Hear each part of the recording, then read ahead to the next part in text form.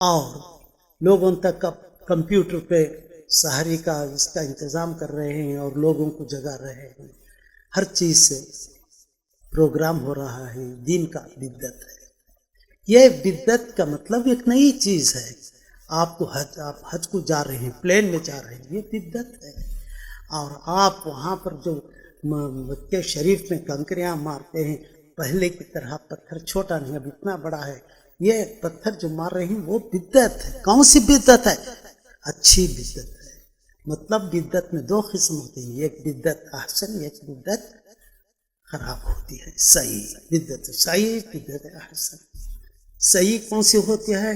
اس میں اللہ اکبر اللہ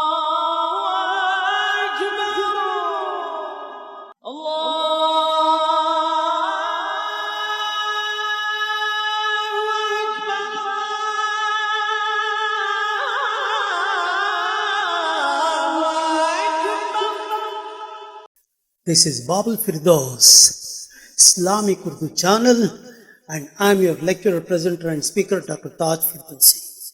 ناظرین کرام، السلام علیکم ورحمۃ اللہ وبرکاتہ. آج میں بہت سارے حوالے دیکھ کر آیا.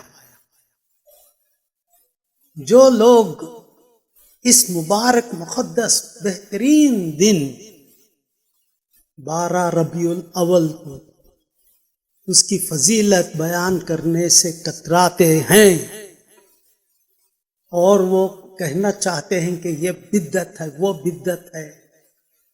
ایسے بد نصیب لوگوں سے میں یہی کہنا چاہتا ہوں کہ اب گمراہ کرنا چھوڑ دیں، لوگوں کو خامخواہ ڈیوائڈ کرنا چھوڑ دیں.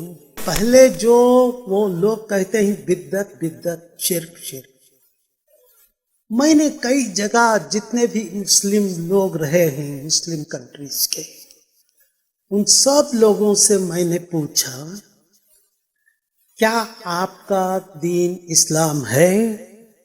انہوں نے کہا ہاں. جو پڑھے لکھے ہیں وہ لوگ، جہاں سے اسلام آیا ہے 1000 سال پہلے، ہزاروں سال پہلے، ان لوگوں سے بھی، اور جہاں سے ہمارے حضور اقدس محمد صلی اللہ علیہ وسلم کے ہمارے جو رہنما ہیں ان سے، وہاں کے لوگوں سے بھی پوچھا. سب تو یہی کہتے ہیں کہ لا الہ الا اللہ محمد رسول اللہ. بات ختم. رسول اللہ کو اللہ سے تو نہیں ملاتے، بس لا الہ الا اللہ اللہ کی طرف ہے، محمد رسول اللہ حضور صلی اللہ علیہ وسلم کی، ان کی فضیلت، ان کا مرتبہ، ان کا رتبہ اور ان کا مقام سارے انبیاء میں، رسولوں میں اور ساری کائنات کی مخلوق میں، جہاں جو کچھ ہے، ملائک ہوں یا نور ہے، جو بھی ہے، سب پہ ان کی فضیلت ہے. اللہ اور اس کے بعد حضور اقدس محمد صلی اللہ علیہ وسلم. جب میں نے پوچھا کہ آپ کبھی اللہ اور حضور صلی اللہ علیہ وسلم یا کسی کو اور شرک کرتے ہیں، انہوں نے کہا نعوذ باللہ، ہم تو کسی کو کیا، ہم تو حضور صلی اللہ علیہ وسلم کو اللہ کے ساتھ ملا کے شرک نہیں کرتے. وہ تو مسلمان نہیں ہو سکتا، مومن ہے. تو پھر اب یہ شرک شرک شرک مسلمانوں کے لیے کیوں یوز کرتے ہیں یہ لوگ؟ شرک ان لوگوں کے لیے کہنا ہے جو بتوں کی اور کہیں اور چیزوں کی اور بے جان چیزوں کی پوجا کرتے رہتے ہیں، ان کو اپنا معبود بنایا ہوا ہے. اب جتنے بھی لوگ یہاں پر بیٹھے ہیں اس میں کچھ لوگوں کو اب یہ ذہنیت ڈال دی گئی ہے کہ یہ شرک ہے خبروں پہ جانا. خبر پہ جانا اور اللہ کی ذات کو کسی چیز سے منسلک کرنا، مشترک بنانا، بالکل یہ خیال ہی غلط ہے. میں نے کئی بڑی بڑی جگہوں پہ، درگاہوں پہ جا کر لوگوں سے پوچھا کہ بھائی آپ یہاں پر آئے ہیں کس لیے؟ انہوں نے کہا کہ یہ تو اولیاء اللہ کا جو ہے وہ فضیلت کا مقام ہوتا ہے ان کا، یہ اولیاء اللہ جو ہیں وہاں ان کے اوپر اللہ کی رحمت ہوتی ہے، کیونکہ اللہ تعالیٰ نے خود قرآن میں بتایا ہے کہ جو اولیاء اللہ سے بغض رکھے اور اعلان کر دو کہ اللہ ان سے جنگ کرتا ہے۔ اولیاء کی شان ہم لوگوں کے بس کی بات نہیں۔ اولیاء سے اوپر اور جاتے جاتے حضور تک چلے جائیے، سوچ بھی نہیں سکتے ہم کہ ان کا مقام کیا ہے۔ کبھی ہم وہاں تک ہمارا دماغ ہماری سوچ پہنچ نہیں سکتی۔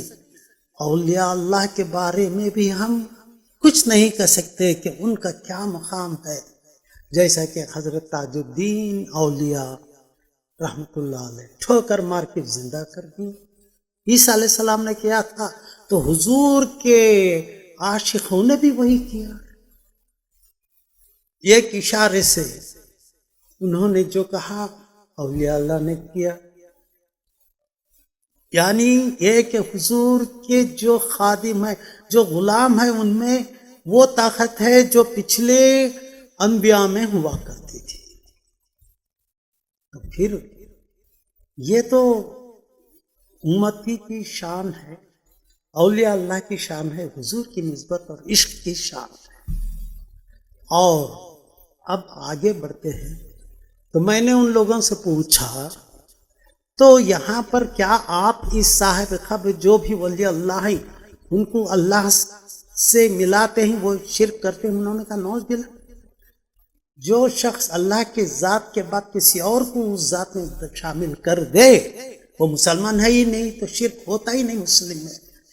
جو بھی مسلمان ہے ساری دنیا میں، جو بھی اگر آپ طبقے بھی رکھ لیں، جتنے بھی کتنے ڈویژنس ہو گئے ہیں رکھ لیجئے، مگر جس نے لا الہ الا اللہ محمد رسول اللہ کہا وہ کبھی زندگی میں مرنے تک بھی یا مرنے کے بعد بھی شرک کرتا ہی نہیں۔ کسی چیز کو بھی وہ خدا نہیں مانتا، کسی چیز کو بھی نہیں مانتا خدا سوائے خدا کے، اللہ کی، الا اللہ بس۔ اب یہ شرک کا پرابلم ہے ہی نہیں، کیونکہ علامہ اقبال نے کہا بعد از خدا بزرگ تو یہ قصہ مختصر۔ اب آگے کی طرف چلتے ہیں۔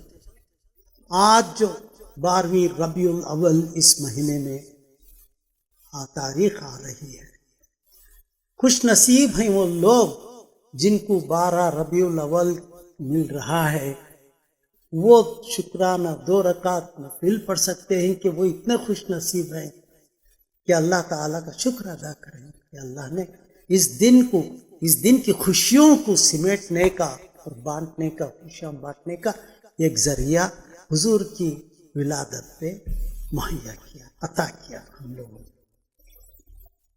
یہ خوشی ہوتی ہے جب کوئی چیز لوٹ کر پھر دوسرے سال میں آتی ہے تو پھر اس کو مناتے ہیں، خوشی کا اظہار، برتھ ڈے مناتے ہیں۔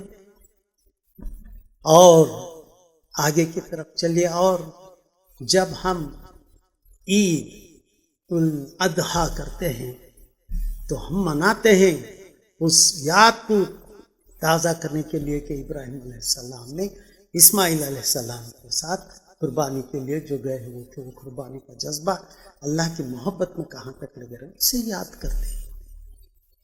اور جو بھی ہم عید مناتے ہیں خوشی کا موقع ہوتا ہے عید، اور اس سے بڑی خوشی کی بات کیا ہے جب کہ اللہ تعالیٰ اور ملائک حضور صلی اللہ علیہ وسلم پر ہر لمحہ ہر پل درود شریف بھیجا کرتے ہیں، کر رہے ہیں، کرتے رہیں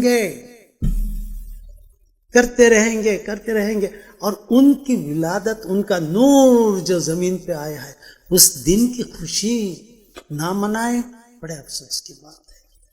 اور لوگ کہتے ہیں کہ نہ منائیں، تو پھر یہ بتائیے کہ میلاد النبی کی خوشی میں لوگوں کو جا کر اپنا خوشی کا اظہار کریں، لوگوں کو جا کر خوشیوں کے ساتھ مل بیٹھ کر کہیں کہ عید مبارک، عید میلاد النبی مبارک۔ کتنی خوشی ہوتی ہے کہ آج ہمارے حضور اکرم محمد صلی اللہ علیہ وسلم جب کا ان کا نور نازل ہوا، اور ہم لوگ آج اس دن کو ربیع الاول کو ہم عید میلاد منا رہے ہیں، خوشیاں منا رہے ہیں۔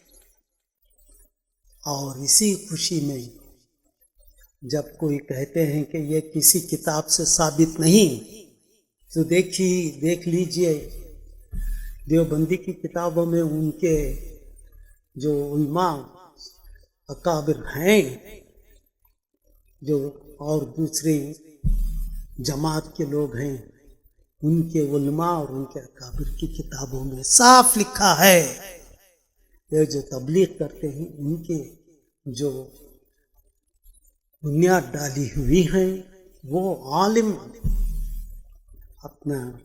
اپنی کتاب میں لکھا ہے کہ عید میلاد مبارک ہے. عید کی میلاد کی خوشی منانا، میلاد النبی منانا یہ ایک بڑی اچھی بدعت ہے. اب بھائی یہ بدعت کیا ہے؟ بدعت کسی نئی چیز کی ایجاد یا داخل کرنے میں دین میں بدعت کہتے ہیں. بدعت نئی چیز، جیسا کہ آپ کوئی ایک نئی چیز مسجدوں میں لاؤڈ سپیکر پہ اذان دے رہے ہیں، یہ بدعت ہے. اور لوگوں تک اب کمپیوٹر پہ سحری کا اس کا انتظام کر رہے ہیں اور لوگوں کو جگا رہے ہیں، ہر چیز سے پروگرام ہو رہا ہے، دین کا بدعت ہے. یہ بدعت کا مطلب ایک نئی چیز ہے. آپ حج کو جا رہے ہیں، پلین میں جا رہے ہیں، یہ بدعت ہے. اور آپ وہاں پر جو مکہ شریف میں کنکریاں مارتے ہیں پہلے کی طرح، پتھر چھوٹا نہیں اب اتنا بڑا ہے، یہ پتھر جو مار رہے ہیں وہ بدعت ہے. کون سی بدعت ہے؟ اچھی بدعت ہے. مطلب بدعت میں دو قسم ہوتے ہیں، ایک بدعت احسن، ایک بدعت خراب ہوتی ہے. صحیح بدعت صحیح، بدعت احسن. صحیح کون سی ہوتی ہے؟ اس میں جہاں پر کہ دین میں برائی آ جائے وہ بدعت ہے. جب دین میں کوئی چیز کی برائی نہیں بلکہ اور اچھائی کو ابھارے وہ بدعت حسن پاکیزہ. تو میلاد النبی حضور صلی اللہ علیہ وسلم کی شان میں، ان کی عظمت میں میلاد کرنا، خوشیاں منانا، یہ بڑی ہی بدعت اچھی ہے. اور بلکہ میں تو کہوں گا کہ یہ تو اللہ تعالیٰ کی طرف سے بہت بڑی نعمت ہے جو برستی ہے رحمت بن کر میلاد النبی کرنے والوں پر. تو کچھ لوگوں نے پوچھا کہ اب جو بدعت کرتے ہیں آپ کیوں کہتے ہیں؟ وہ تو جواب انہوں نے دیا کیونکہ وہاں پر لوگ جمع کرتے ہیں، لیڈیز اور جینٹس مل کر، اور کچھ ایسے گانے فحش وغیرہ بھی گاتے رہتے ہیں. تو ہم نے کہا یہ تو بدعت ہے، گانے وغیرہ جو یہ خراب بدعت ہے، وہ تمام چیزیں نہیں ہونی چاہیے. میلاد النبی پہ حضور صلی اللہ علیہ وسلم کا ذکر کریں، حضور صلی اللہ علیہ وسلم پہ ہم درود مل کر بیٹھ کر پڑھیں، اور درود صلی اللہ علیہ وسلم کے نام پر، حضور صلی اللہ علیہ وسلم کے نام پر کھانا کھلائیں، سب لوگوں کو خوشیاں بانٹیں. آج بھی اسلامک کنٹریز میں میلاد النبی کی چھٹی دی جاتی ہے. تو معزز ناظرین اکرام، آگے چل کر اور میں بتاؤں گا کہ میلاد اور حضور صلی اللہ علیہ وسلم کے عشق کا مقام کیا ہے. انشاءاللہ ڈاکٹر تاج فردوسی کو اجازت دیجیے. السلام علیکم ورحمۃ اللہ وبرکاتہ. بڑے ہی اہتمام اور محبت کے ساتھ، خدمتوں کے ساتھ میلاد النبی گھر میں، ہر جگہ، ہر محفل میں منائیں اور حضور اقدس محمد صلی اللہ علیہ وسلم کا عشق اور تازہ کریں. جزاک اللہ.